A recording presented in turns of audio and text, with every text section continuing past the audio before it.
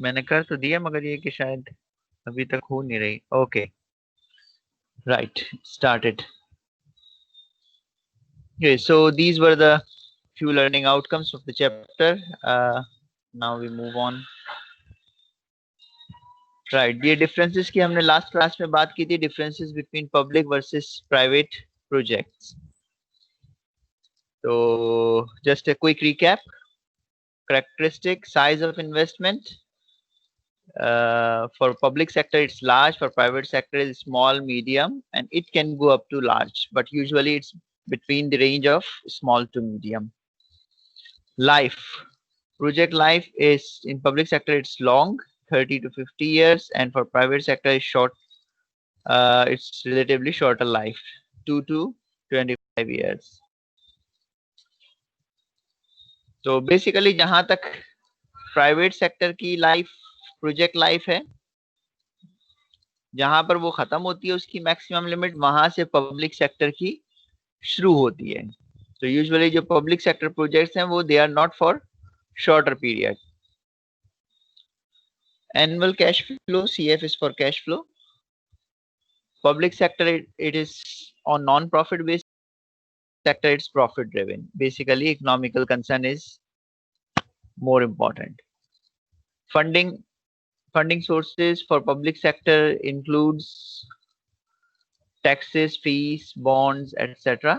And for private sector it's stocks, bonds, loans, and other sources. Interest rate for public sector is lower and for private sector it's higher. ठीक है, क्योंकि obviously public sector projects में it's on non profit basis, तो उसके लिए जो interest rate रखा जाता है वो लोअर रखा जाता है, just to cope up the inflation. Then we have selection criteria. There are multiple criteria for public sector, and for private sector primarily it is based on rate of return. And the last one is environment of evaluation, politically inclined, and for private it's economic, it's on economical basis. इसमें शायद एक चीज हमने और पढ़ी थी जो हमने मिस कर दिया, इसमें मेंशन नहीं है, regarding the benefit and disbenefits. तो जब भी हम पब्लिक सेक्टर की बात करेंगे तो उसमें we need to consider the disbenefit of the projects. That is very important. Sir ये पॉलिटिकली इंक्लाइंड का क्या मतलब है? Politically inclined, it means that it can be under different pressure. ठीक है, क्योंकि basically government, how government is form, it is on the election basis. ठीक है, इट इज इलेक्टेड, जो भी गवर्नमेंट होगी वो थ्रू इलेक्शन आती है. And obviously it involve some sort of politics. उसमें डिफरेंट पार्टीज होती हैं, हर पार्टी की अपने अपने इंटरेस्ट होते हैं. अच्छा, अगेन उसके अंदर जो लोग होते हैं वो भी डिफरेंट माइंडसेट के होते हैं. तो जब हम कोई पब्लिक सेक्टर प्रोजेक्ट की बात करते हैं, I am talking about the first world only. ठीक है, हमारे यहाँ तो और बहुत सारे फैक्टर्स भी होते हैं जिसमें मतलब we know corruption involves the major role. But अगर हम बाकी दुनिया की बात करें जहाँ पे करप्शन लेवल इतना ज्यादा नहीं भी है, even though there is political influence. ठीक है, तो उसमें मतलब इन चीजों का भी ख्याल रखा जाता है कि आवाम को क्या सहूलियात मिल सकती हैं या मिलनी चाहिए. डिफरेंट ग्रुप्स ऑफ पीपल की जो राय है वो डिफरेंट हो सकती है कि भाई ऐसे नहीं ऐसे होना चाहिए, यूं नहीं यूं, इससे फायदा है इससे नुकसान है. तो these are all kind of political influences. अच्छा, जबकि अगर हम प्राइवेट सेक्टर की बात करें तो प्राइवेट सेक्टर में नंबर एक डिसबेनिफिट का तो हम कोई कंसिडरेशन है ही नहीं. ठीक, मोस्ट इम्पॉर्टेंट जो कि की रोल प्ले करता है दैट इज इकोनॉमिक फैक्टर. यानी कि जो सिलेक्शन क्राइटेरिया है वो हमारा रेट ऑफ रिटर्न के ऊपर है कि जितना ज्यादा फायदा है हमें वो काम करना है. That's all. इसके अंदर और कोई किसी किस्म का पॉलिटिकल इन्फ्लुएंस नहीं हो सकता। ठीक है, जिस चीज में कंपनी का फायदा है वो काम करना है, दैट्स ऑल। ओके, अच्छा, now we have types of contract. Contractors does not share project risk. Fixed price is the lump sum payment. Cost reimbursable cost plus as negotiated.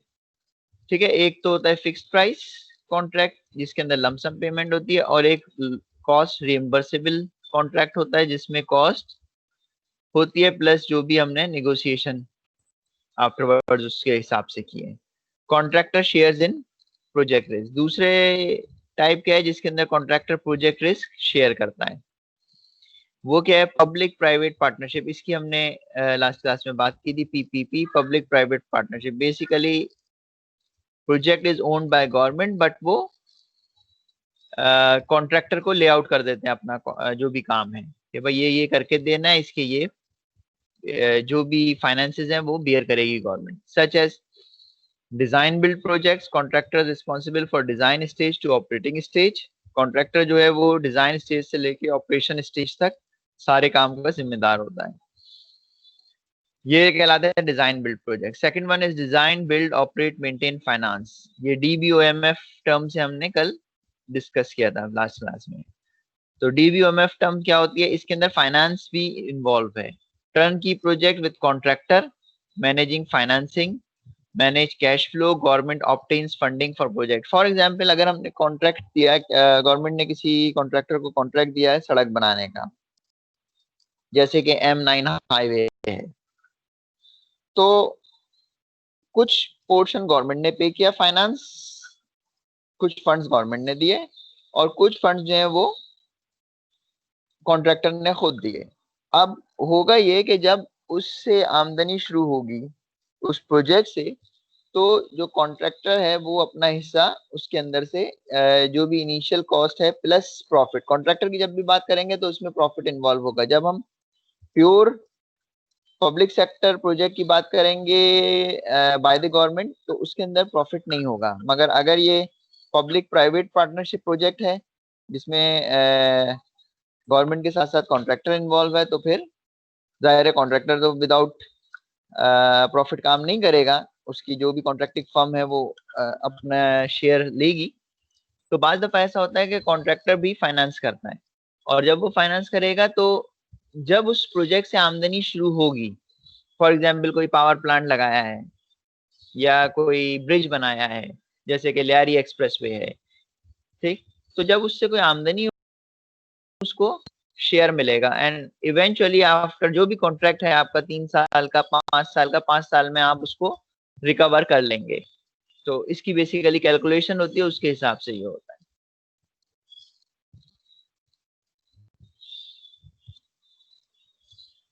ठीक है, government obtains funding for project. Cash flow classification and benefit cost relation.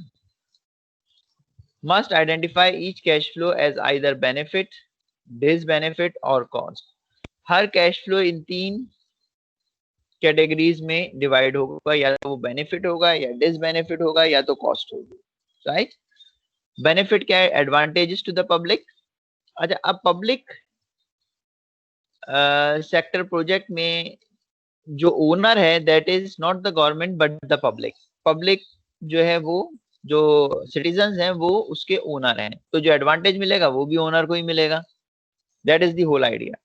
तो जो benefit है वो advantages to the public है। Disbenefit क्या है? Disadvantages to the public. अगर लोगों को कोई नुकसान पहुंच रहा है, फॉर एग्जाम्पल आपने कोई सड़क बनाई, कोई ब्रिज बनाया, अब वहां से लोगों को डिसलोकेट करना पड़ा है, तो जब हम उनके वहां से हटाएंगे तो ये एक डिसबेनिफिट है उसका। या आपने डैम बनाया, तो जो डैम के आसपास की जमीनें बहुत मतलब इमीडिएट नहीं होती, बहुत दूर दूर तक की जमीनें खराब हो जाती हैं। किसी को पता है क्यों होता है ऐसा? Does anyone know that? तो बेसिकली वो जमीनें काश्त के काबिल नहीं रहती डैम के आसपास की, तो ये एक बेसिकली डिसबेनिफिट है। तीसरी चीज इसमें आती है cost expenditures by the government, ठीक है, जिसके लिए हमें फंडिंग चाहिए होती है. Note savings to government are subtracted from cost. ठीक है, आगे चलते हैं. Conventional benefit cost ratio is equal to B minus D over C. B benefit है, डी जो है वो डिसबेनिफिट है, and C is the cost. Modified B over C ratio, अगर हम मॉडिफाइड, अच्छा इसमें अगर सैल्वेज वैल्यू है तो वो हम सी में ऐड कर देंगे. मॉडिफाइड मॉडल क्या है बेनिफिट कॉस्ट का? बी माइनस डी माइनस सी. अब यहाँ पे जो सी है ये ऑपरेशन एंड मेंटेनेंस कॉस्ट है, ये टोटल कॉस्ट नहीं है, क्योंकि इसमें से हमने इनिशियल इन्वेस्टमेंट कम कर दिया है. As everyone remembers that it should be, यहाँ पे सी की जगह ओ लिखा हुआ होना चाहिए था, ताकि we don't get confuse with the cost. तो कॉस्ट को हमने दो हिस्सों में तोड़ दिया है. मॉडिफाइड मॉडल में सी इनिशियल इन्वेस्टमेंट अलग कर दी, और ऑपरेशन एंड मेंटेनेंस कॉस्ट जो कि एनुअल वैल्यू होती है उसको हमने अलग कर दिया है. तो उसको हम बी माइनस डी में से माइनस कर देंगे और इनिशियल इन्वेस्टमेंट से डिवाइड कर देंगे. Then we have profitability index. Profitability index is for private sector like for contractor. ठीक है, जैसे कॉन्ट्रैक्टर की मिसाल दी है तो उसकी हम प्रॉफिटेबिलिटी इंडेक्स से कैलकुलेट करेंगे. उसके अंदर हम डिसबेनिफिट चीज एक ही it is the same model as modified benefit over cost ratio, but इसमें क्या करते हैं हम कि डिसबेनिफिट को कंसीडर नहीं करते. Non conventional cash flow series लेते हैं और उसको डिवाइड कर देते हैं इनिशियल इन्वेस्टमेंट से, तो हमारे पास प्रॉफिटेबिलिटी इंडेक्स आ जाता है. ठीक है, इसका एक न्यूमेरिकल भी हमने किया था. Note, all terms must be expressed in same unit. Same units का मतलब ये है कि या तो प्रेजेंट वर्थ में हो, या एनुअल वर्थ में हो, या फिर फ्यूचर वर्थ में हो. ठीक है, do not use minus sign ahead of cost. दूसरी चीज इसके अंदर यह है कि हम माइनस साइन कॉस्ट से पहले यूज नहीं करते, because we are considering only ratio.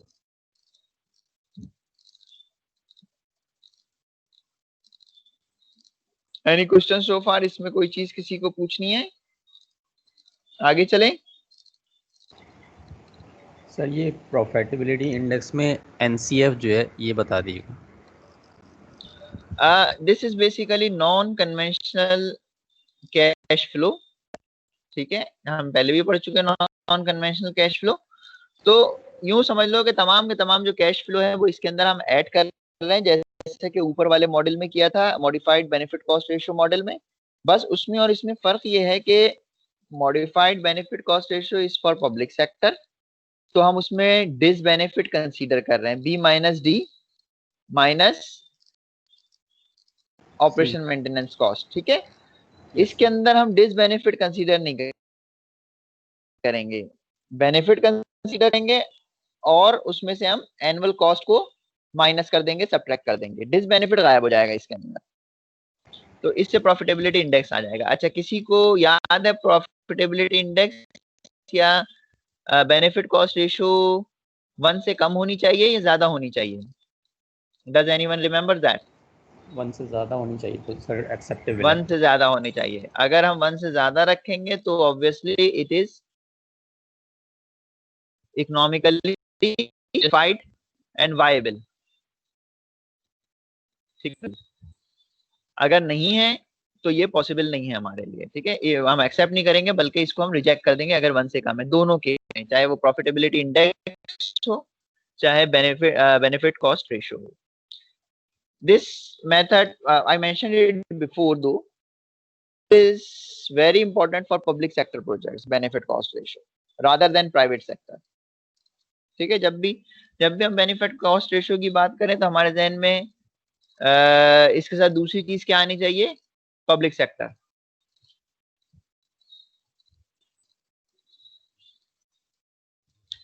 The decision guidelines for benefit cost and profitability index.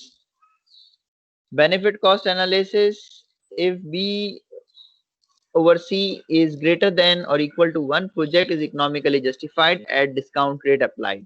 If B over C ratio is less than 1, project is not economically acceptable. ठीक है, we know that. Profitability index analysis of revenue projects. अच्छा, अब जब हम revenue project की बात कर रहे हैं तो obviously we are considering private sector because it involves revenue. Revenue means some sort of profit margin is involved. If PI is greater than or equal to 1, project is economically justified at discount rate applied. If PI is less than 1, project is not economically acceptable. ठीक है. We are primarily concerned with the single project benefit cost analysis. ठीक है, इसमें क्या है, conventional benefit cost ratio B minus D over C and modified benefit cost ratio B minus D minus M and O over C. ठीक है, यहाँ पे ये conventions ज्यादा बेहतर यूज किए हैं. M and O means maintenance and operation cost and C is the initial investment. ठीक है, तो बेसिकली हमने C को दो हिस्सों में तोड़ लिया है. तो अब ये जो मेंटेनेंस एंड ऑपरेशन कॉस्ट है ये यूजुअली एनुअल वैल्यू होती है इसकी, मतलब रिकरिंग वैल्यू है ये. तो अब या तो सबको हम प्रेजेंट में लेके जाएंगे या सबको हम एनुअल में लेके जाएंगे. फ्यूचर में बहुत कम बेनिफिट कॉस्ट रेशियो कैलकुलेट की जाती है. It is not a common method to convert all of these into future value. ठीक है, benefit cost is greater than or equal to 1 except project otherwise rejected. PI के लिए भी यही चीज है, present worth of NCF and present worth of initial divided by present worth of initial investment. इसके अंदर हम disbenefit consider नहीं करते. दोनों में डिनोमिनेटर जो है वो इनिशियल इन्वेस्टमेंट है. If PI is greater than or equal to 1 except project otherwise rejected.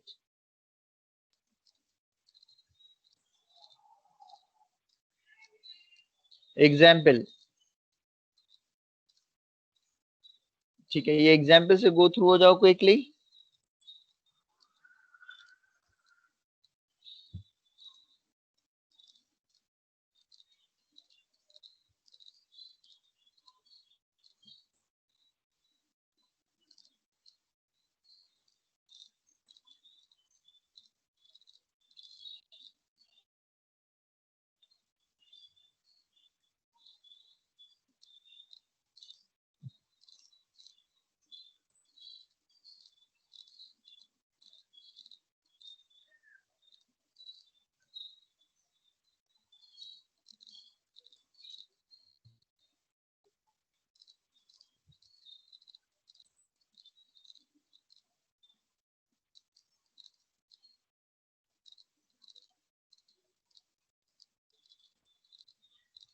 A flood control project will have a first cost of 1.4 million.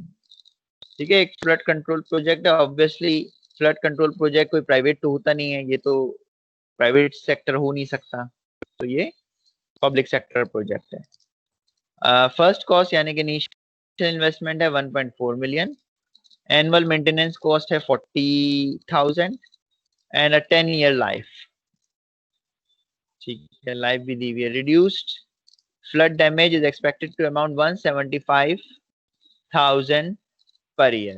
ये क्या चीज हुई, ये बेनिफिट हुआ, reduced flood damage.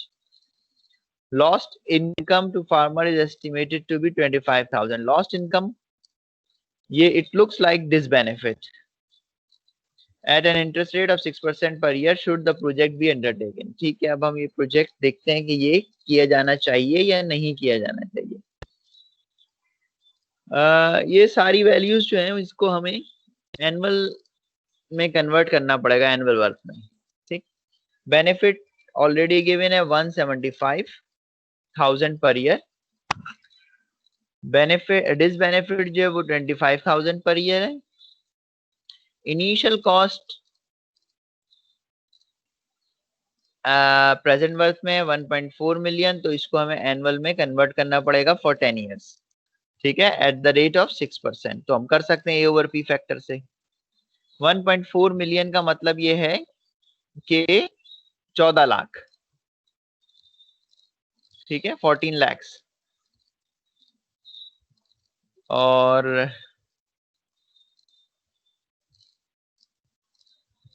अब ऑब्वियसली हमारे पास दो मॉडल हैं. एक मॉडल में एनुअल मेंटेनेंस कॉस्ट को हम अलग से सब्ट्रैक्ट करेंगे फ्रॉम द न्यूमरेटर और एक के अंदर हम डिनोमिनेटर में ऐड कर देंगे।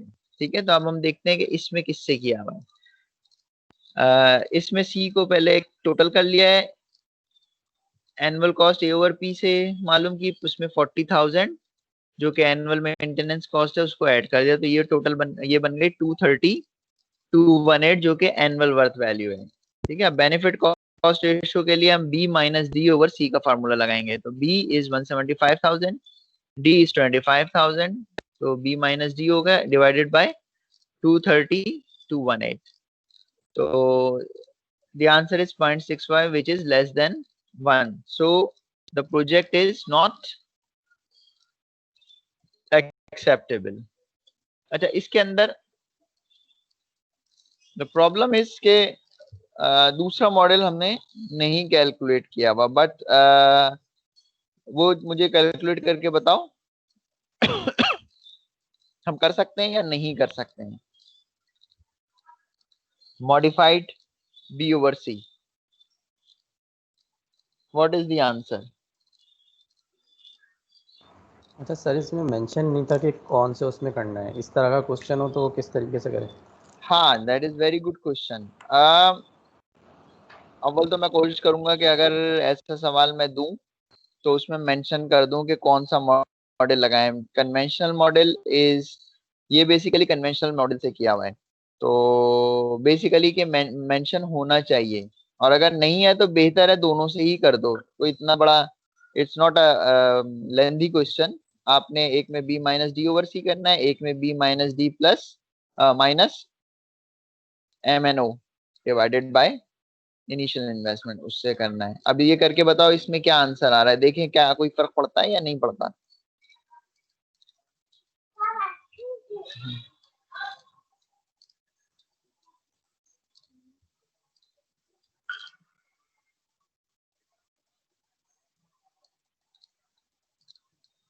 हाँ भाई, बाकी लोग भी इसको कर लें, ये नहीं कि एक आधी स्टूडेंट कर ले।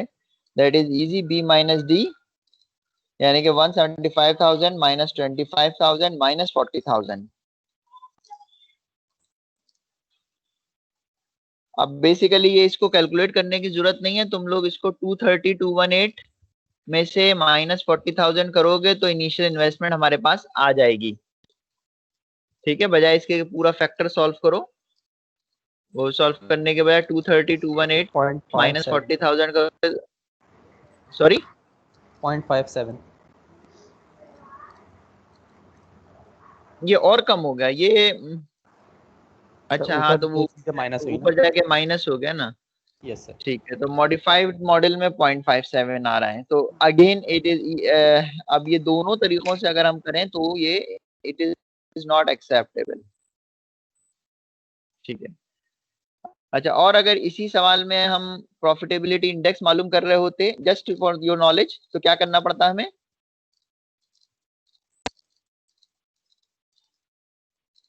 सेम क्वेश्चन होता, फ्लड कंट्रोल प्रोजेक्ट होता और वो किसी कॉन्ट्रैक्टर को लेआउट किया जाता, तो उसका हम प्रॉफिटेबिलिटी इंडेक्स निकाल सकते थे ना या नहीं?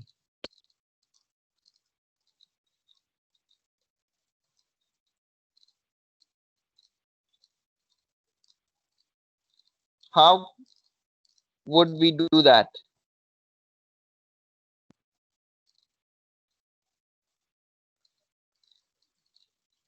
एनीवन?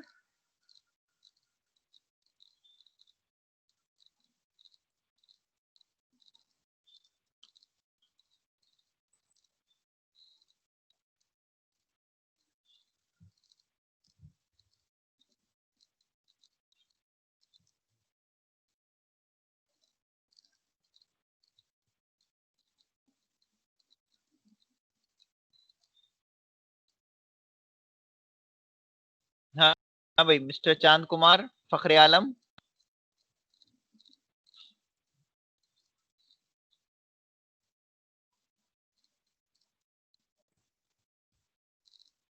हेलो।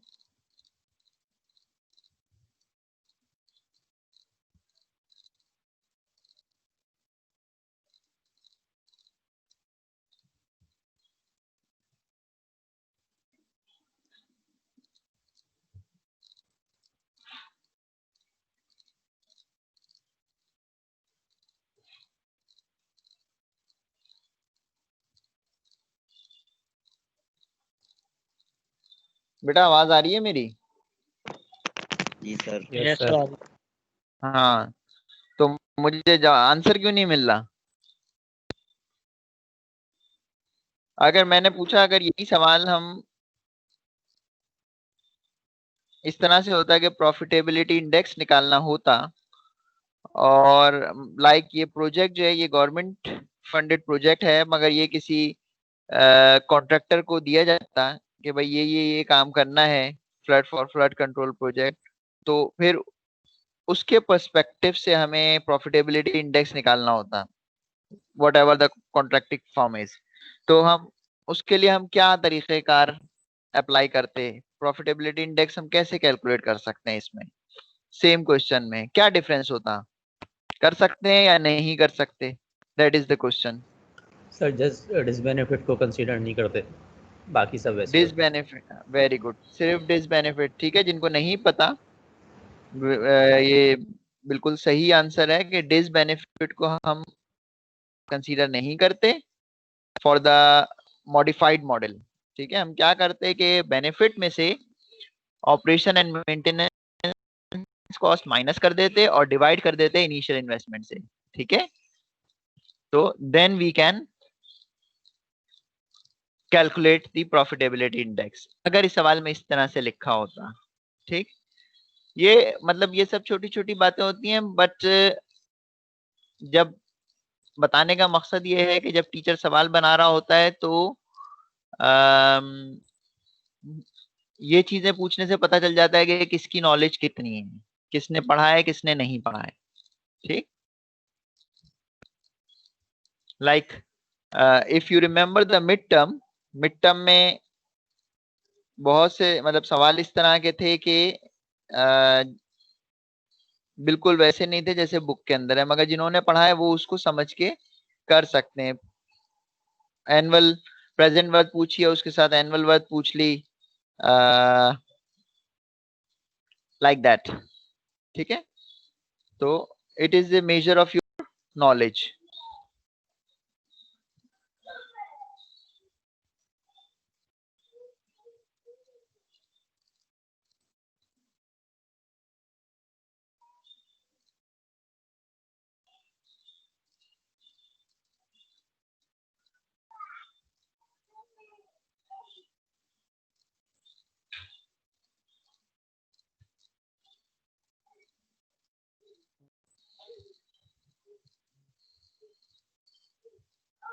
अच्छा, ये इससे हमें गो थ्रू होना है, इसमें इसकी डिटेल में हम नहीं जाएंगे ना, हम न्यूमेरिकल करेंगे। Defender, challenger and do nothing alternative, because they are kind of new terms.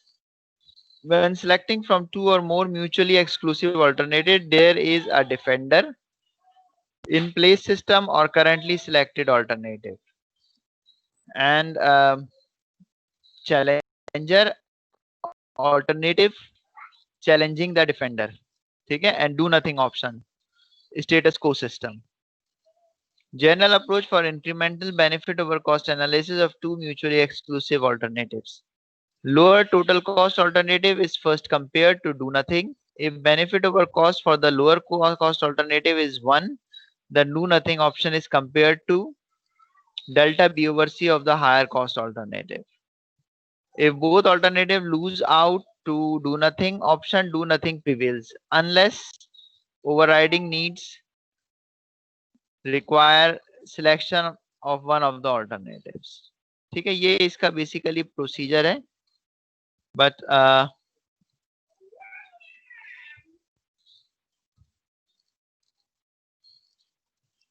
इसकी डिटेल में हमें नहीं जाना है।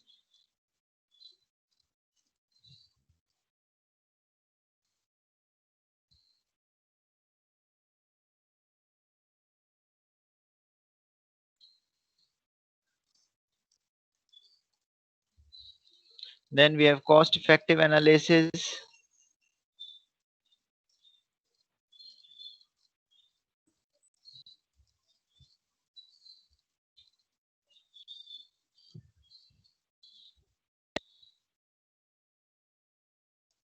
That will even more complicate.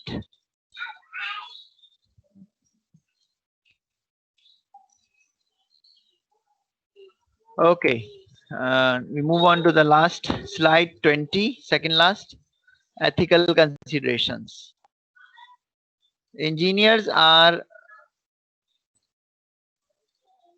routinely involved in two areas where ethics may be compromised.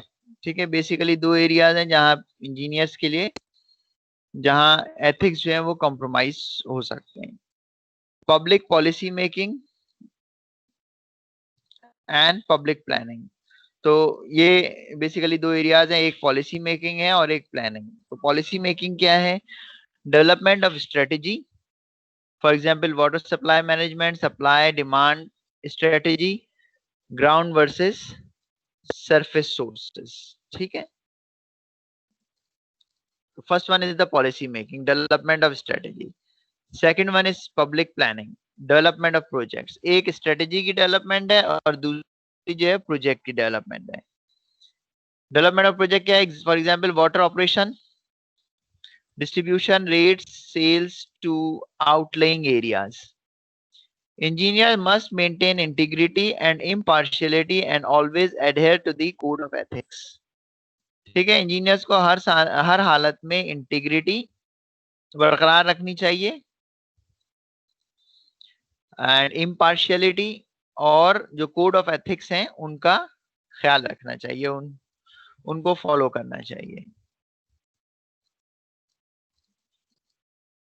Then we have summary of important points. ये जो ethical consideration है इसको हम बुक से कंटिन्यू करेंगे.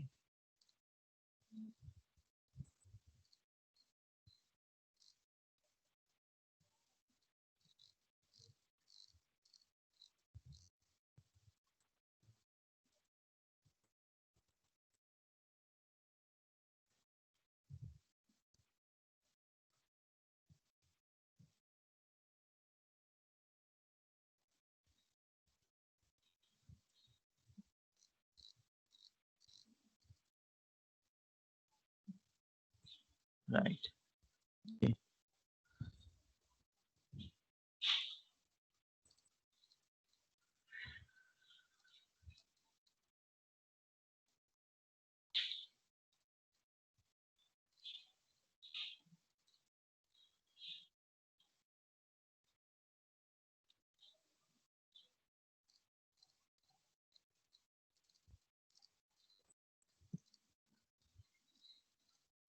Ethical considerations in the public sector. ये page share हो रहा है सबके पास? Page number 250 of the book. Yes sir. ठीक है.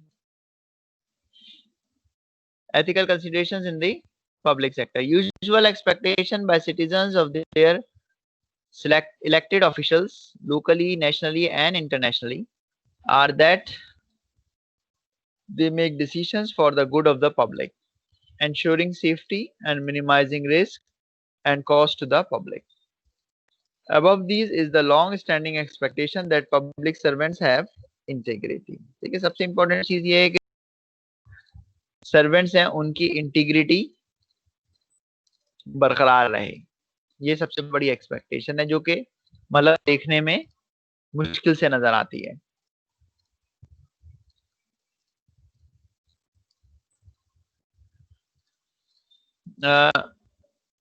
जहां तक एथिक्स में हमने पढ़ा था, अगर किसी को याद हो, व्हाट इज इंटेग्रिटी?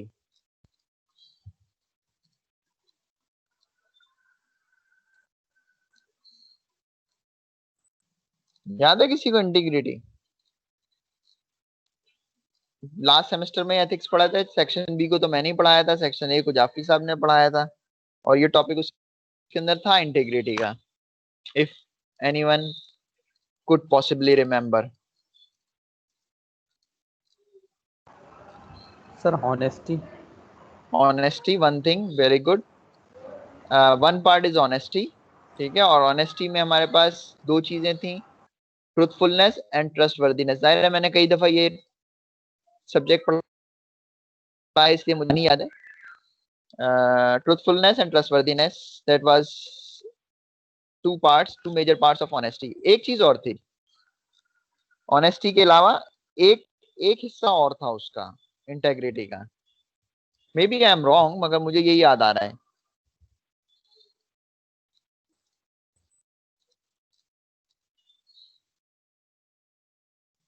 हाँ भाई, सेक्शन बी वालों को तो याद होना चाहिए।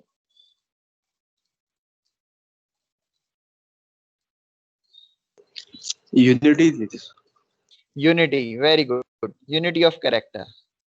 यूनिटी से मुराद इत्तेहाद नहीं है, यूनिटी से मुराद किरदार की यकसानियत है। ठीक है, यानी कि you shouldn't have two different faces, hypocrisy नहीं हो। हिपोक्रेसी क्या चीज है? जिसको उर्दू में कहते हैं सर मुनाफिकत। मुनाफिकत या किरदार का तजाद, मुनाफिकत। ठीक है, मतलब जो आपके चेहरा घर में हो वही सोसाइटी में हो, मोहल्ले में, और वही आपका ऑफिस में हो, हर काम में आप एक जैसे हो। ये नहीं हो कि ऑफिस में आप रिश्वत ले रहे हैं और घर वालों के सामने, बच्चों के सामने आप पारसा बने हुए। That is not unity of character. ठीक है, तो ये दो चीजें इंटेग्रिटी के। अभी ये आइटम तो मैंने कहा थोड़ा सा just quick recap for that, कि इंटीग्रिटी के लिए जरूरी है कि यूनिटी ऑफ कैरेक्टर हो और ऑनेस्टी हो। ठीक है, यानी कि ईमानदारी। और इसमें ये बड़ी मजे की बात इसमें लिखी है कि above these is the long standing expectation that public servants have integrity। ठीक है, तो ये जाहिर है ये हमें मुश्किल होती है ये चीज ढूंढने में कि पब्लिक सर्वेंट्स में इंटीग्रिटी पाई जाए। ऐसा नहीं है कि नहीं होती, but obviously it's hard to find and a very few. Public servants में ऑब्वियसली हर चीज आ जाती है, तमाम इदारे जो गवर्नमेंट के अंडर काम करते हैं और पब्लिक टैक्सेस से ऑपरेट हो रहे होते हैं। Similarly, the expectations of engineers employed by government department and those serving as consultants to government agencies are held to high standards। अच्छा, इंजीनियर्स जो हैं वो गवर्नमेंट के तकरीबन हर डिपार्टमेंट में पाए जाते हैं ना। इंजीनियर्स की जिस तरह की जॉब्स हैं, डिफरेंट ऑब्वियसली डिफरेंट फील्ड्स, जरूरी नहीं कि सिर्फ इलेक्ट्रिकल ही हो, electrical, civil, mechanical and so on. वो गवर्नमेंट के तमाम डिपार्टमेंट्स में उनकी पोस्ट होती है। और सिर्फ यही नहीं बल्कि जो ज्यादातर काम है वो पब्लिक बेनिफिट के, एडवांटेजेस के डिपेंड कर रहे होते हैं इंजीनियर्स पे। ठीक है, impartiality, consideration of a wide range of circumstances and the use of realistic assumptions are but three of the foundation elements upon which engineers should base their recommendations to decision makers।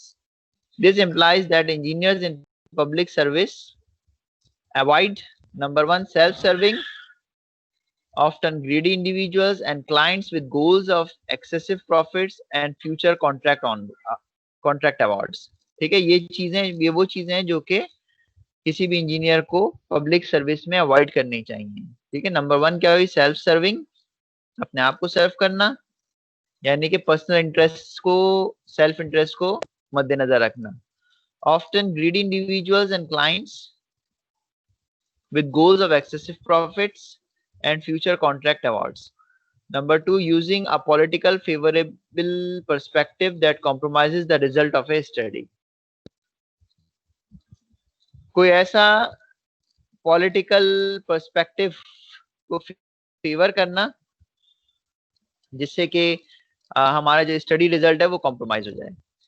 Number three, narrowly defined assumptions that serve special interest groups।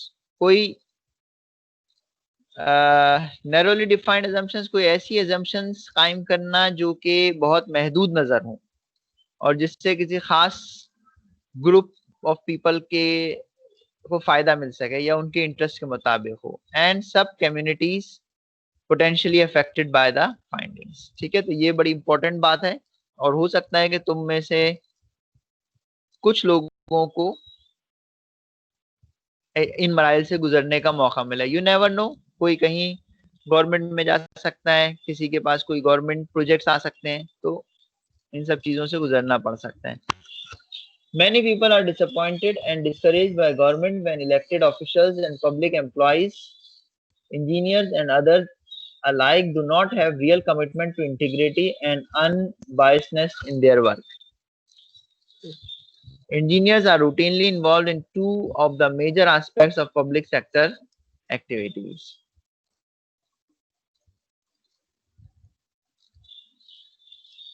कौन सी ये major activities हैं public sector की जिसमें engineers involve होते हैं? Number 1 public policy making, जिसकी हमने बात की थी, the development of strategy. And number 2 is public planning, the development of projects. ठीक है, इसकी हम डिटेल देख लेते हैं। Before doing that I should rather take attendance, क्योंकि तुम में से कुछ लोगों की लाइट चली जाती है शायद।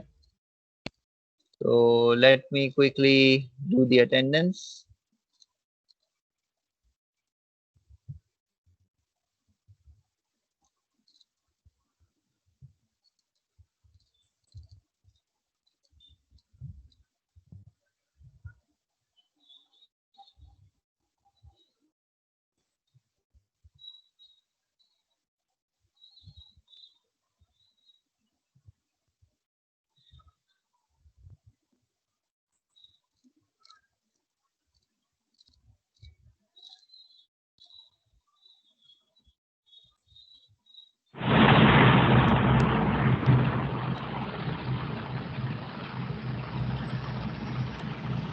बेटा अपना माइक बंद कर दो प्लीज।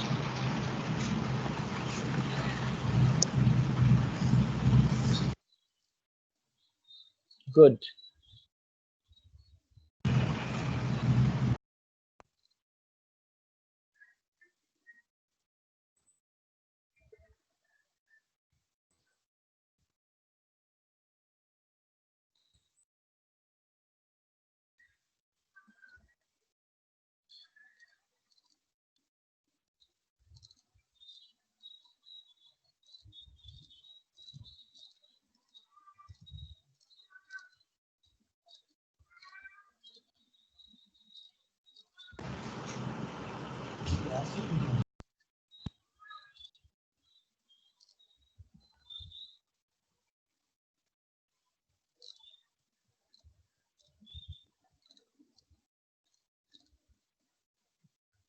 ओके, तो हम इसको कंटिन्यू करते हैं। आज हमारे पास 10-15 मिनट लास्ट के जो होंगे, हम उसको थोड़े से क्वेश्चन आंसर जो है, किसी ने कुछ सवाल पूछा था लास्ट क्लास में, उनको हम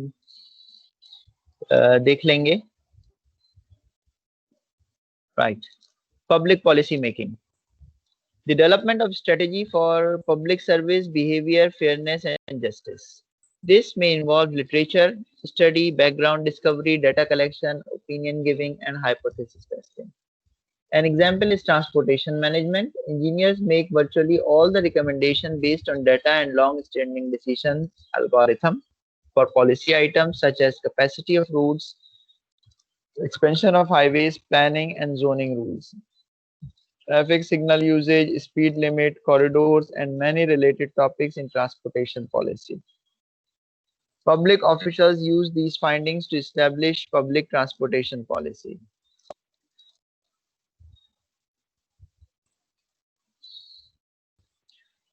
And second one is public planning, the development of projects that implement strategy. तो basically जो policy making है, it depends on the study. ठीक है, और जब हम डेवलपमेंट ऑफ प्रोजेक्ट की बात कर रहे हैं तो ये इम्प्लीमेंटेशन है, दैट इम्प्लीमेंट स्ट्रेटेजी। जो भी स्ट्रेटेजी हमने डेवलप की है उसको हम इम्प्लीमेंट करेंगे and affect people, the environment and financial resources in a variety of ways. Consider traffic control, where the use and placement of traffic control signs, signals, speed limits, parking restrictions, etc. are detailed based upon established policy and current data. In effect, this is system engineering.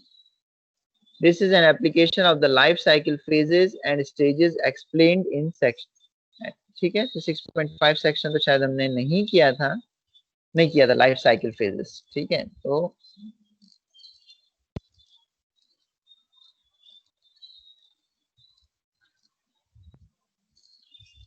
whether in the arena of policy making or public planning,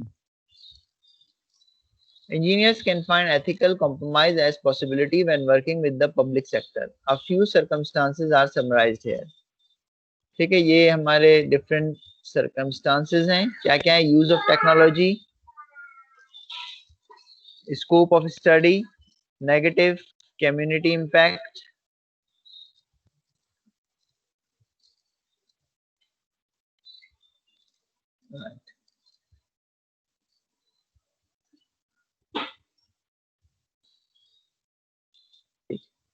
So first one is the use of technology. Many public projects involve the use of new technology.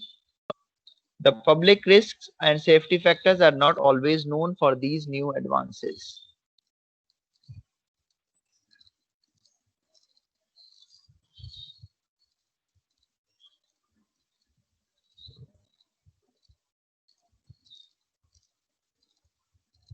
It is common and expected that engineers make every attempt to apply the latest technology while ensuring that the public is not exposed to undue risk. ठीक है, तो basically use of technology जो है ये हम इस्तेमाल कर रहे हैं for minimizing public risk.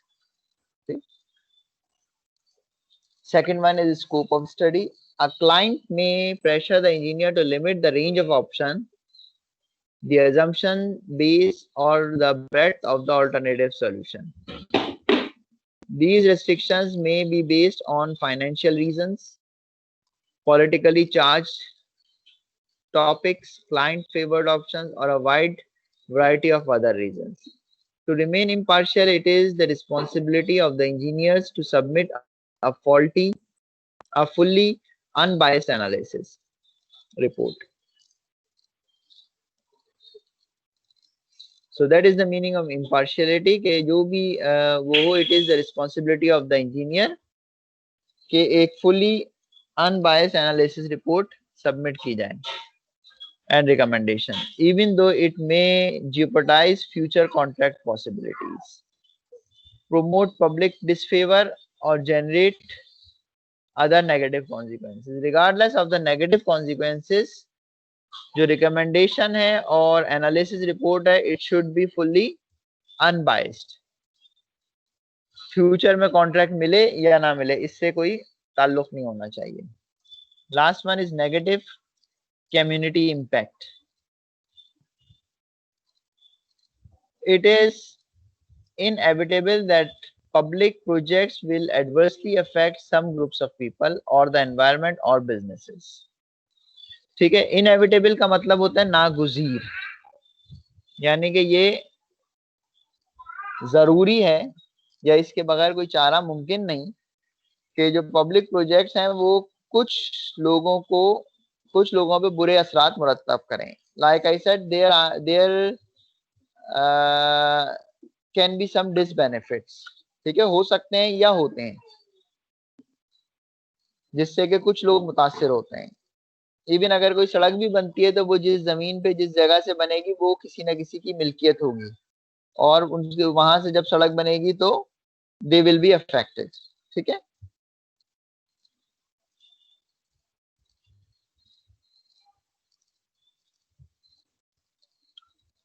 groups of people or the environment or business. The intentional silencing of those projected effects is often the cause of strong public outcries against what may be a project that is in the best interest of the community at large.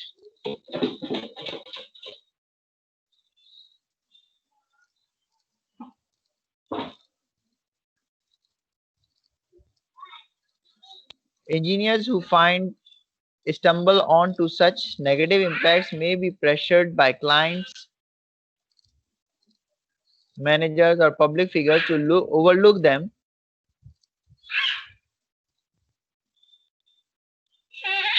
Though the code of ethics for engineers dictates a full and fair analysis and report.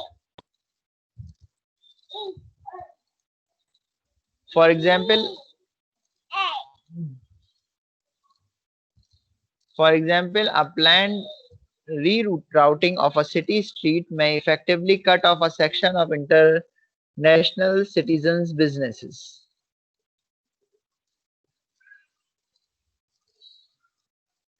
Thus resulting in a clearly predictable economic downturn. Considering this outcome in the recommendation to the transportation department should be a goal of the analyzing engineers, yet pressure to bias the results may be quite high. ठीक है, यहाँ पे एक example दी है इस scenario की कि एक प्लान रीराउटिंग सिटी स्ट्रीट है, एक सिटी स्ट्रीट को रीरूट किया गया है, जिसकी वजह से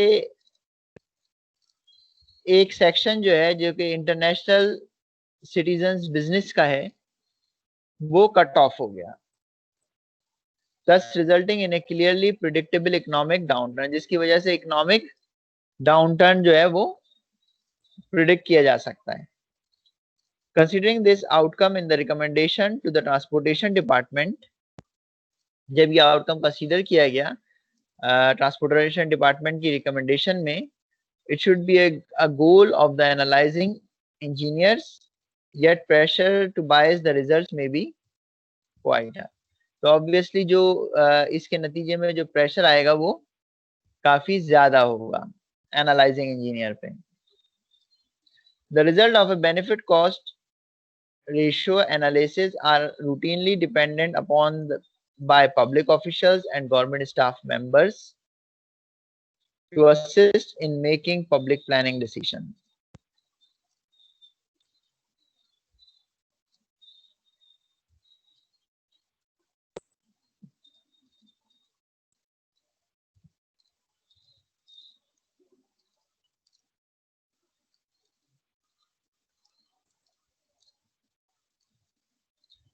As discussed earlier, estimation for benefits, disbenefits, effectiveness measures and cost can be difficult and inaccurate.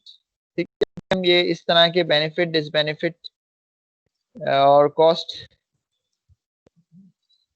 को एस्टिमेट करते हैं, मेजर्स, इफेक्टिवनेस मेजर्स कैलकुलेट करते हैं, तो ये यूजुअली डिफिकल्ट होते हैं और इनएक्यूरेट होते हैं for public sector, but these analysis tools are often the best available to structure a study.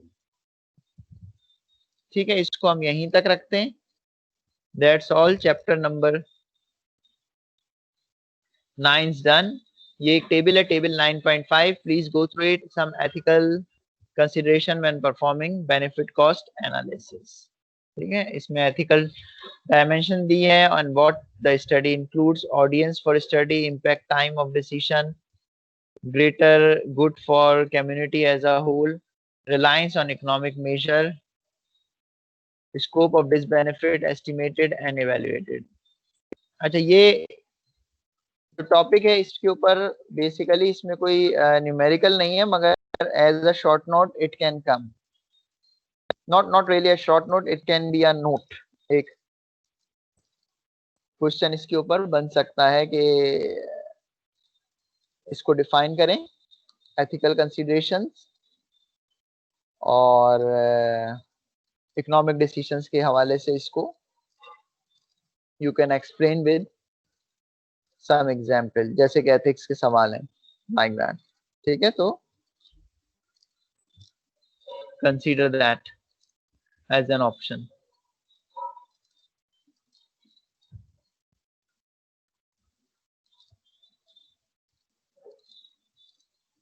Right, any question so far? किसी को कुछ पूछना है?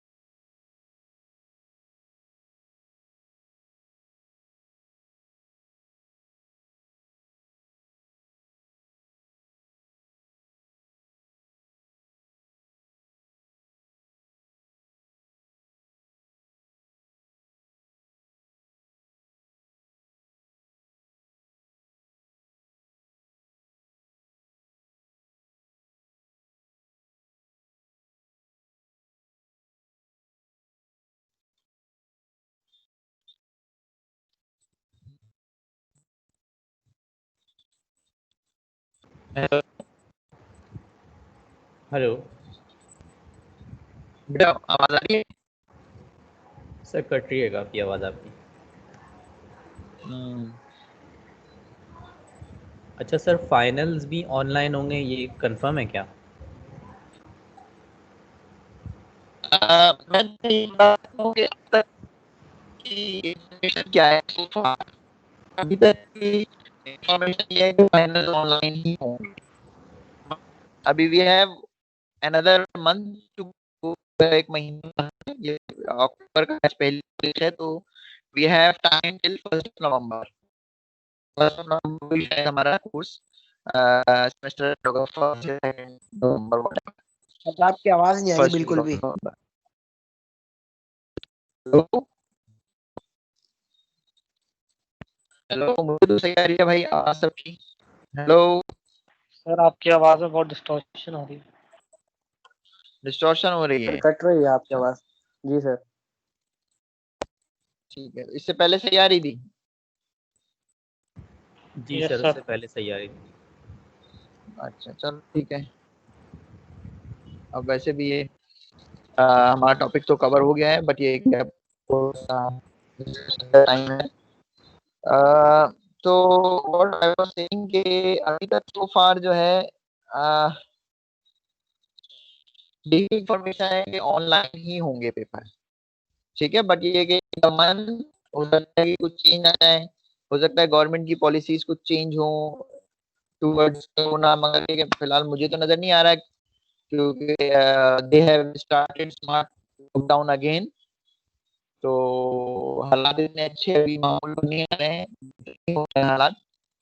तो मेरा ख्याल है कि जो जो हमारे करंट प्रोसीजर है ऑनगोइंग, यही कंटिन्यू होगा मोस्ट लाइकली। तो सर अब मोस्ट यूनिवर्सिटी लाइकली स्टार्ट होगी लैब्स के लिए सर? लैब्स के लिए यूनिवर्सिटी स्टार्ट होगी या नहीं? बेटा, मेरे पास तो कोई लैब है नहीं, तो मुझे आइडिया नहीं। और अभी तक कोई इन्फॉर्मेशन इस हवाले से अभी तक आई नहीं कि लैब्स क्या कब से स्टार्ट होगी। सुना तो था कि लैब्स की होने वाली हैं स्टार्ट, मगर अभी तक कोई इन्फॉर्मेशन नहीं आई है कि कब से स्टार्ट हो। कुछ स्कूल कॉलेजेस वगैरह खुले थे, मगर कुछ बंद। प्राइमरी क्लासेस भी स्टार्ट नहीं हुई है बच्चों की, और बहुत सी स्कूल सील भी कर दिए हैं, not not following the SOPs. तो अभी हालात ऐसे ही चल रहे हैं, फुल्ली फंक्शनल कुछ भी नहीं हो सका है वापसी, जिसको कहना चाहिए कि हम ऑपरेशनल। तो कोई कोई भी तालीमी इदारे ज्यादातर ऑपरेशनल नहीं है, अगर हो रहे हैं तो बहुत लिमिटेड हो रहे हैं। 2 दिन बुला रहा है कोई, 1 दिन बुला रहा है। तो हमारी लैब का भी होता है। इसका मसला ये है कि ऑनलाइन क्लासेस भी हो रही है दिन में की, तो लोग भी सुबह से 4 बजे तक हो रही हैं, रोज ही हो रही हैं, 5 बजे तक भी हैं। तो उसमें जाहिर है वो उस टाइम को एडजस्ट करना पड़ेगा। तो अभी तक कोई ऐसा कोई इन्फॉर्मेशन आई नहीं है किसी हवाले से।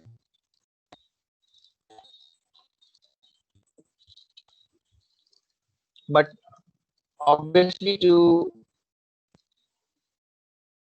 कंक्लूड द सेमेस्टर ना कुछ कोई प्रोसीजर फॉलो, कोई स्ट्रेटेजी फॉलो करनी पड़ेगी। और हो सकते हैं विदाउट लैब, बहुत सारे सब्जेक्ट लैब कंपलसरी वो नहीं हो सकते। मेरा सब्जेक्ट है इकोनॉमिक्स, हो सकता है एथिक्स था वो हो सकता था, but there are other subject जिसके अंदर वो विदाउट लैब आप कंक्लूड कर नहीं कर सकते। तो देखते हैं, जस्ट वेट एंड वॉच कि क्या कॉलेज की स्ट्रेटेजी है। ठीक है। somebody asked a question in the last class, I think फखर तुमने कोई सवाल किया था यस सर। किसी और? हाँ, किस हवाले से था? प्लीज आस्क मी अगेन, और हम उसको फिर देख लेते हैं। Sir trial and error method का था, example 7.2 trial and example error method, chapter 7 7.2। Yes sir.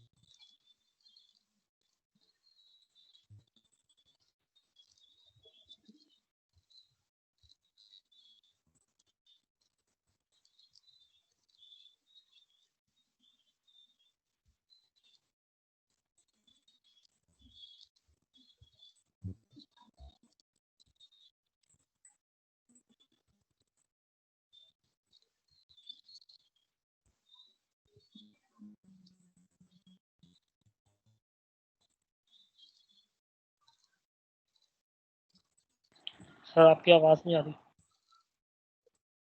बोल भी नहीं रहा हूँ। कह रहा था।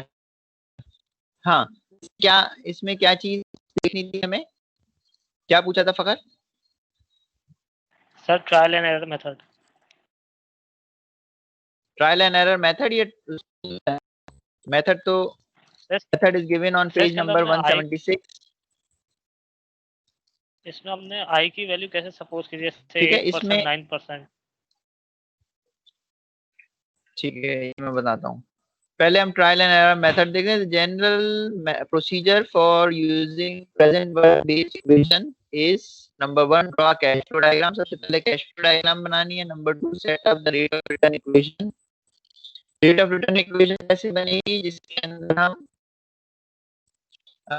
या तो प्रेजेंट वर्ब में रखेंगे या एनुअल वर्ब में, फ्यूचर वर्ब में। ठीक, आई की जगह हम आई, जो मार है उसकी जगह हम आई एस्टेरिक रख देंगे। ठीक है, मार नहीं इसके अंदर हम रखते हैं, जो गिवन मार जो होता है ये वैल्यू, बल्कि आई एस्टेरिक रखते हैं और इसको इक्वेट कर देते हैं 0 पे। अगर प्रेजेंट वर्ब है तो 0 के अगेंस्ट पूरी इक्वेशन हम इक्वेट कर देते हैं।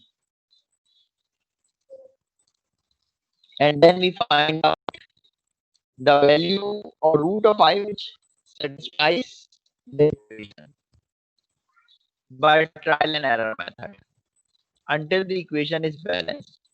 When the trial and error method is applied to determine I asterisk, it is advantageous in step 3 to get fairly close to the correct answer on the first trial. पहले trial में हमारी कोशिश ये होती है कि आई एस्टेरिक की value ऐसी निकल आए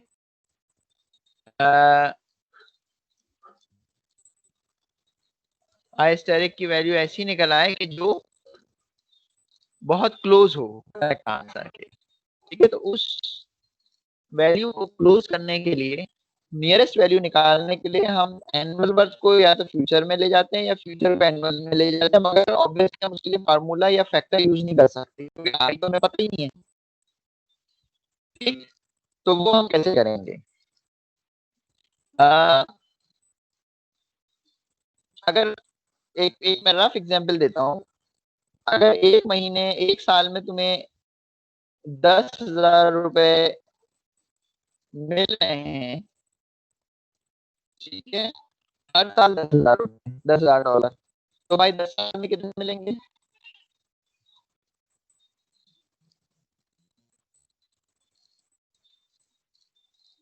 सर फिर से हाँ रिपीट भाई, करिए। अगर एक साल में 10,000 मिल रहे हैं तो 10 साल में कितने मिलेंगे?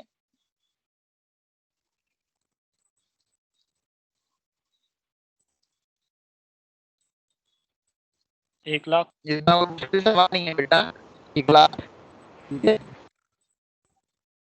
कैसे कैलकुलेट किया तुमने? 10 से मल्टीप्लाई कर दी, राइट? Yes sir.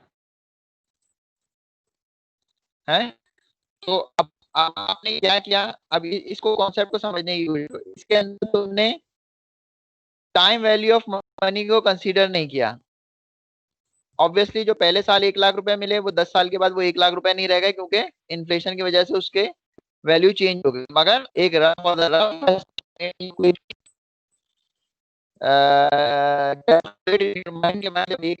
10,000 रुपए मिले पहले साल तो वो 10 साल के बाद 1 लाख रुपए हो गए। अच्छा, अब अगर मैं ये कहूँ कि 10 साल के बाद तुम्हारे पास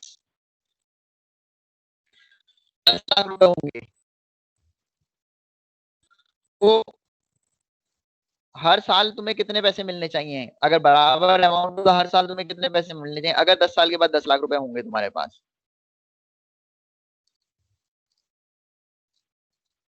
तो सर 1 लाख मिलने चाहिए। 1 लाख मिले। कैसे किया ये? डिवाइड बाय 10 कर दे। डिवाइडेड बाय 10 कर दिया, मगर अगेन तुमने वैल्यू ऑफ मनी का ख्याल नहीं रखा।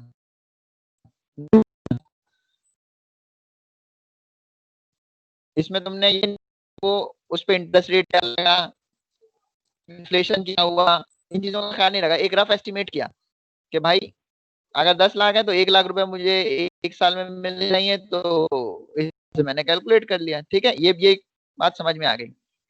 अब इसी कॉन्सेप्ट को हम इसमें अप्लाई कर लेंगे ताकि हमारा जो ट्रायल एंड एरर मेथड है उससे हम एक क्लोज अप्रोक्सीमेशन हासिल कर सकें। सेम यही जो मैंने अभी तुम्हें समझाने की कोशिश की है, ठीक है, यही मेथड हम अप्लाई करेंगे।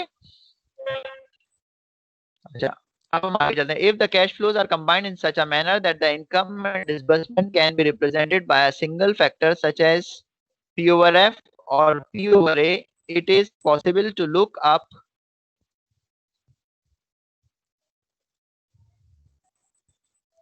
the interest rate in the table corresponding to the value of that factor for an year.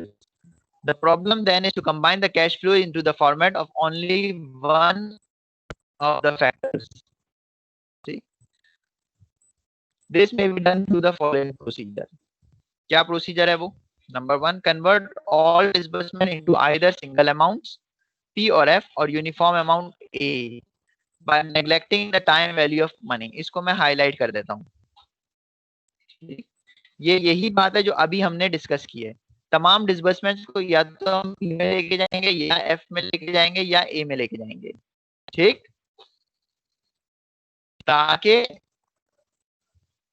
हम I कैलकुलेट कर सकें। First approximation, neglecting time value of money. Time value of money को हम neglect कर देंगे। For example, if it is desired to convert an A to an F value, simply multiply the A by the number of years n।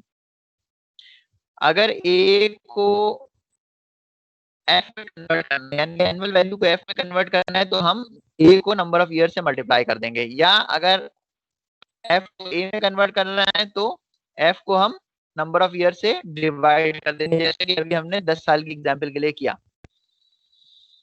The scheme selected for movement of cash flow should be the one that minimizes the error caused by neglecting the time value of money. That is, if most of the cash flow is an A and a small amount is an F, convert the F to an A rather than the other way around. अब हमें ये देखना है कि ज्यादा value A में given है, ज्यादा बड़ी वैल्यू, या ज्यादा बड़ी वैल्यू F में गिवन है। अगर A में बड़ी वैल्यू गिवन होगी तो F को हम A में कन्वर्ट कर देंगे। अगर F में बड़ी वैल्यू गिवन होगी, बड़ी वैल्यू से मुराद ये कि लार्ज वैल्यू, लार्ज सम, तो हम A को F में कन्वर्ट कर देंगे। ठीक, convert all receipts to either single or uniform value, having combined the disbursement and receipts so that P over F, P over A or A over F format applies. अब तो हम I की पहली value निकाल लेंगे तो जो equation हमने बनाई हुई होगी जिसके अंदर प्रेजेंट वर्थ, फ्यूचर वर्थ और एनुअल वर्थ तीनों मौजूद होंगे और उसको इक्वेट किया हुआ होगा हमने जीरो में, उसमें हम उस I की वैल्यू को रख देंगे, तो I की जो भी रूट्स होंगे वो हमारे पास आ जाएंगे, जो भी आंसर निकल सकता है। Use the interest table to find approximate interest rate at which the P over F, P over A or A over F value is satisfied. The rate obtained is a good estimate for the first trial. This is the first trial.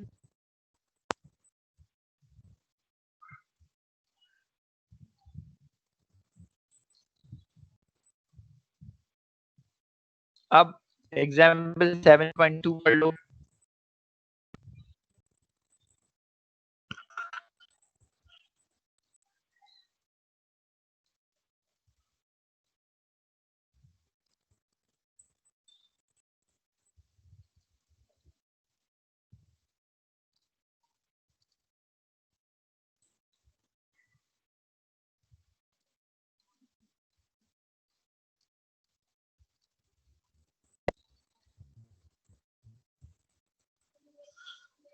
इसके अंदर investment, first investment दी हुई है initial 200,000, estimated saving दी हुई है 15,000 per year, यानी कि annual worth है for the each of the next 10 years, and an additional saving 300,000 at the end of 10th year। तो ये फ्यूचर वैल्यू है 10 साल के बाद एडिशनल सेविंग, ये भी प्लस, सिर्फ इनिशियल इन्वेस्टमेंट जो है वो माइनस में होगी। And N equipment upgrade cost, determine the rate of return using hand solution. ठीक है, trial by trial and error. Exam में सवाल आएगा तो उसमें इसमें पूरा लिखा होगा using hand solution by trial and error, using trial and error procedure based on the present worth equation. अब इसकी हम प्रेजेंट वर्थ इक्वेशन तो बना सकते हैं ना, -200,000 प्लस 15,000 जो कि एनुअल वर्थ है, इसको प्रेजेंट में ले आओ, प्लस 300,000 ये फ्यूचर में गिवन है तो इसको भी आप प्रेजेंट में ले आए, तो पूरे तमाम तीनों वैल्यूज हम प्रेजेंट में ले आए। ठीक है, मार की जगह हम आई एस्टेरिक रखेंगे, इसमें मार वैसे भी कहीं गिवन नहीं है। 10 नंबर ऑफ इयर्स इज 10। अच्छा, अब 200,000 ऑलरेडी प्रेजेंट में है तो ये इज इक्वल टू के इस तरफ आ सकती है, माइनस की जगह ये प्लस हो जाएगी। ठीक है, अगर हम इसको मूव करते हैं इज इक्वल टू के लेफ्ट हैंड साइड। अब ये जो 15,000 है ये एनुअल वर्थ है और 300,000 जो है ये फ्यूचर वर्थ है, तो किसको किस में कन्वर्ट करना चाहिए हमें? एनुअल वर्थ को फ्यूचर में करना चाहिए या फ्यूचर वर्थ को एनुअल में करना चाहिए? फर्स्ट ट्रायल के लिए, फर्स्ट ट्रायल अप्रोक्सीमेशन। हाँ भाई फकर, आवाज आ रही है मेरी? सर एनुअल वर्थ को, यस सर एनुअल वर्थ को, एनुअल वर्थ को हमें फ्यूचर में कर देना। कैसे करना चाहिए? 10 साल हैं, हाँ 10 साल के लिए तो कैसे करेंगे? मल्टीप्लाई बाय 10 कर देंगे, क्योंकि हर साल 15,000 हमारे क्या हो रहे हैं, बच रहे हैं शायद, है ना, ये सेविंग है हमारी। तो ये हो जाएंगे 1.5 लाख हो जाएंगे ये, अगर 10 से मल्टीप्लाई कर रहे हैं तो 1,50,000 हो जाएंगे। तो अब ये इसका रफ एस्टिमेट जो है वो 1.5 लाख बन गया। तो 1.5 लाख प्लस 3 लाख कितने हो गए? 4,50,000। 4,50,000 क्या हुई? इसकी फ्यूचर वैल्यू हो गई। ठीक है, तो देखो यहाँ पे ये मैंने इसको हाईलाइट किया, शायद तुम्हें नजर आ रहा हो। P is equal to 200,000 N is equal to 10 और F जो है वो 10 मल्टीप्लाई बाय 15,000 प्लस 300,000, तो ये होगा टोटल 450,000, यानी कि 4,50,000। अब एनुअल वर्थ की जगह हम ये रख लें, एनुअल और फ्यूचर को ऐड करके, और इसको हम PORF फैक्टर लगा रहे हैं। PORF फैक्टर में आई मौजूद होता है, आई की जगह हम आई एस्टेरिक रखेंगे। ठीक है, तो जो ये 200,000 है ये लेफ्ट हैंड साइड पे, 450,000 राइट हैंड साइड में, 0 0 सब कैंसिल हो जाएंगे। तो PORF आई 10 जो है ये 0.444 आ गया आंसर इसका। ठीक, अब ये फैक्टर जब हम इसको सॉल्व करेंगे, सॉल्विंग फॉर आई एस्टेरिक, तो जो आंसर हमारे पास आएगा वो 8 और 9% के दरमियान में आएगा। But again it's an approximation, ये 8% भी हो सकता है और ये 9% भी हो सकता है और इसकी वैल्यू आसपास भी हो सकती है। तो अब रूल क्या है कि जो इसमें मैक्सिमम वैल्यू है आई की वो हम कंसीडर कर लेंगे, 8 को नेग्लेक्ट कर देंगे, 9% को हम यूज करेंगे। कहाँ यूज करेंगे? फर्स्ट इक्वेशन जो हमने बनाई थी प्रेजेंट वर्थ की, जिसको हमने 0 से इक्वेट किया था। हाँ बोलो सर। ये समझ में नहीं आ रहा, 8 और 9 हमने वैल्यूज कहाँ से हमने निकाली? बेटा PORF फैक्टर याद है? नहीं, Yes, sir. टेबल से नहीं देखा है।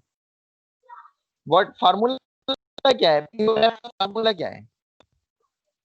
1 प्लस F 1 प्लस आयोटा की पावर -n। हम प्रेजेंट, ठीक है, अब ये फैक्टर आप इस जगह पे रख दें, पूरा का पूरा एज इट इज। सर जहाँ पे PORF I10 लिखा हुआ है, इस जगह इस पूरे फार्मूले और उसकी वैल्यू रखेंगे आप 0.44, देन सॉल्व फॉर आई।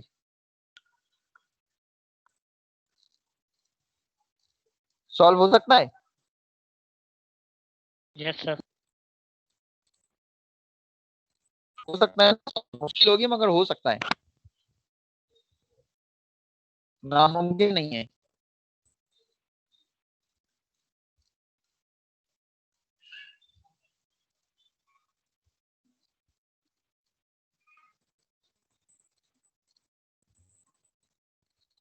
उसको सॉल्व करोगे तो आंसर आएगा 8% और 9% के दरमियान में।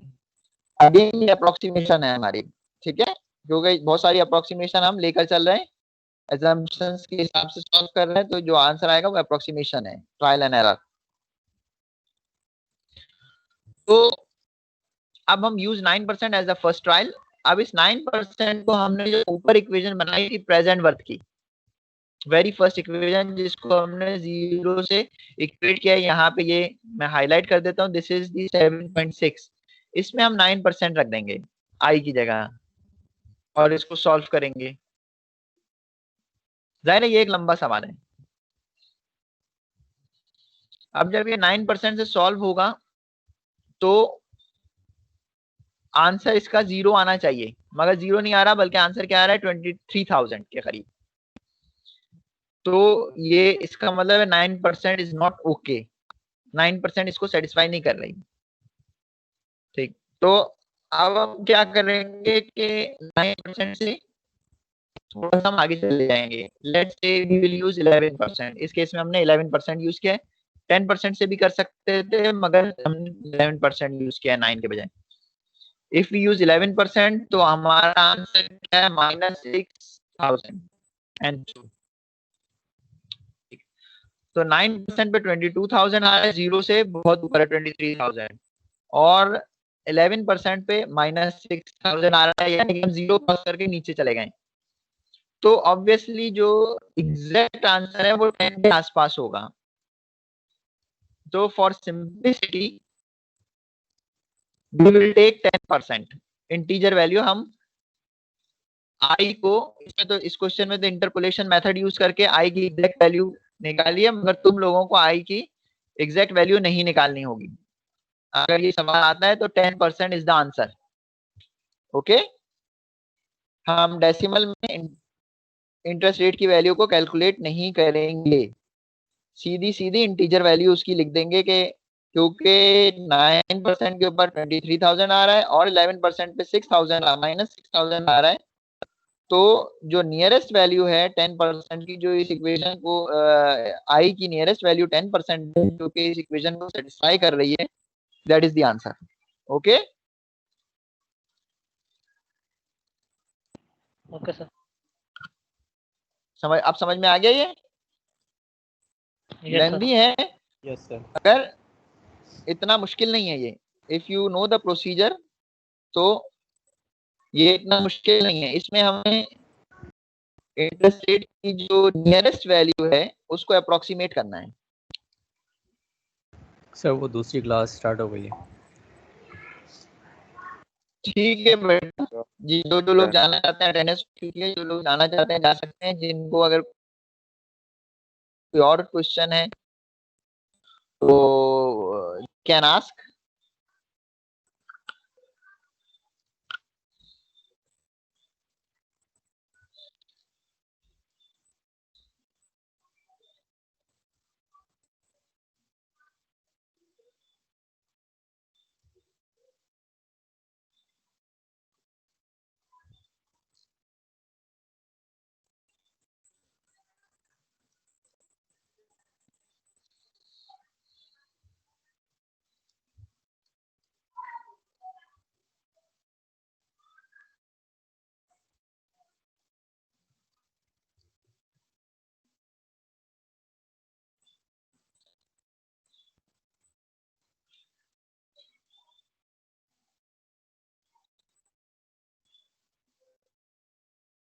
सवाल है कुछ है? नहीं तो we will conclude this session.